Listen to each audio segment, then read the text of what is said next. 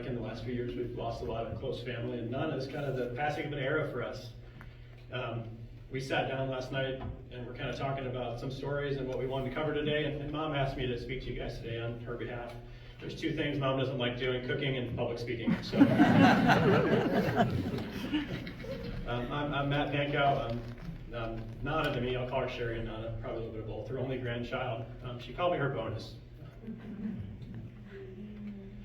Sorry guys. I'll get it out. Yeah, today's not sad. It just changed. You know, that's what today's about. And she loved Joe, her inherited granddaughter for sure. It's hard to summarize 94 years on this earth. When you think about someone came into the world in the 20s, you know, everyone's asking me, you know, what do you think about Nana? And I just keep saying she did it her way, all the way. You know, Cherie's mom coined the term when she was very young. She was the general.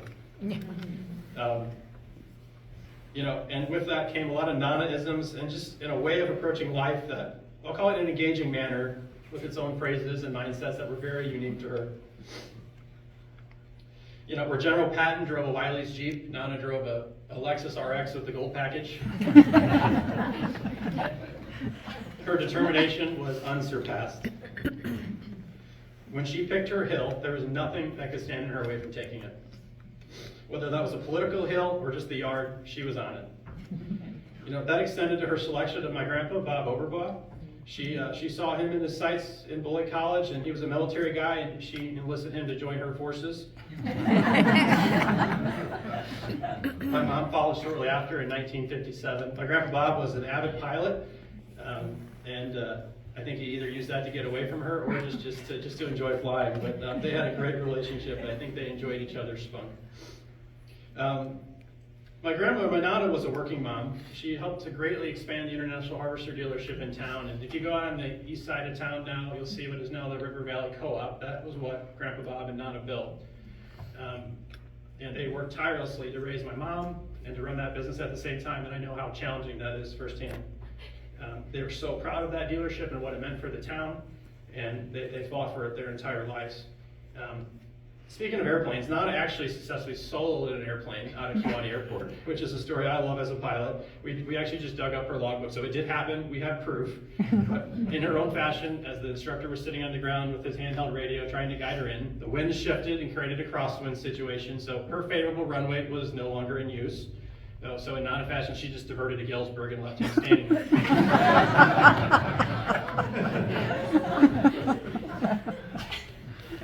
You captured her advocacy for the Republican Party really well. She was a stout conservative her entire life.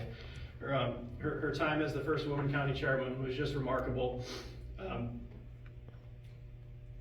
She really helped pave the way, I believe, for women in politics locally and at a larger level. And as you walk through the line here, you'll see her personal correspondence with Nancy and Ronald Reagan, which is just incredible. And under the casket is a Ronald Reagan and Nancy pin, and an American flag right next to it, which I think is perfect for her. She really had some unique relationships back then.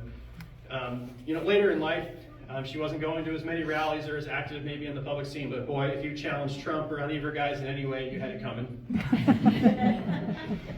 You know, that was definitely asking for a hand on the hip argument. And if she didn't want to have it, she would just tell you to peddle your papers and walk away. You know, speaking of the Lexus, if you were in a political season like you are right now, it wouldn't have been uncommon to see Nana with her entire car loaded with political signs driving around town. Not only was she inserting the signs in people's yards that didn't have, she was taking the Democrat signs with her.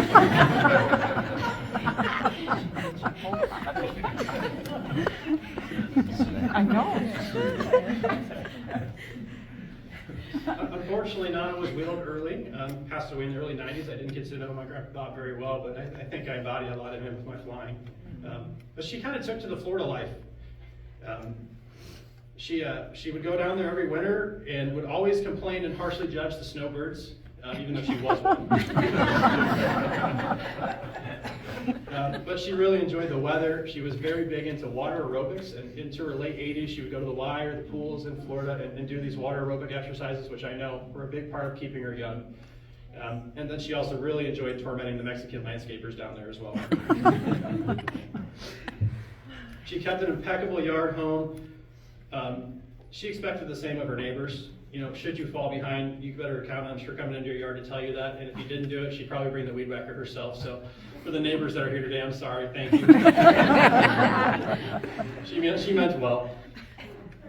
Technology, I've got a note on this. So her entire life, as far as I can remember, Nana was always embracing technology. She had one of the first home PCs. She loved emailing. You know, 2 days before she passed, she had her smartphone in her hand on Facebook. You know, as a 94-year-old, she really embraced technology and also required me to be a constant tech support. So I will miss some of those times. If you're on her email list, again, I'm sorry. You will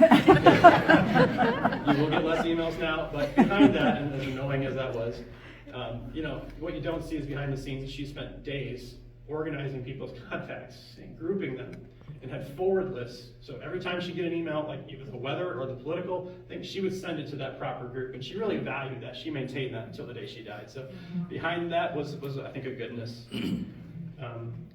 Nana's character in general, as Marshall alluded to, was very stern and stout for most of her life, but I think that was with good reason. You know, as we look around, we're in a world with a lot of disinformation, and it's very clear to understand where people stand. With Nana, you knew exactly where you stood. She did not hold any punches. But honestly, I think that's because she had really high expectations of herself, her home, and those around her. And, you know, reflecting on that, I don't think that's a bad thing. I think it pushed us all to be better. You know, up until the end, she had a V8 diesel motor that really never quit. I think the only reason it stopped is she just didn't feel like eating. You know, it would have kept going. She was in it until it needed to be. You know, like 2 days before she passed, I was sitting with her, and we had this terrible weather, and I just said, "Hey, how are you feeling?" She's like, "You know, that's just the way the ball bounces. I'll live." You know, and I love that for her. She never died. You know, she lived on right through it. And if that isn't living, I don't know what is. Nana, we believe, was the last of her school class to pass up in Beloit. This really marks the passing of an era, and it just maybe a mindset that the world should embrace a little bit more. Well, our approach was often hard to appreciate in the moment. I think, again, her motives at the time, I believe, were derived from just wanting sustainability and the best for her family, especially this town and the country. Behind all that, I believe there is a truly loving and caring mother, a grandmother, and friend. She always knew just the time to take off the general helmet and be exactly what she needed to be. She will be greatly missed, but her stories and Nana-isms will never be forgotten. In her fashion, toodaloo.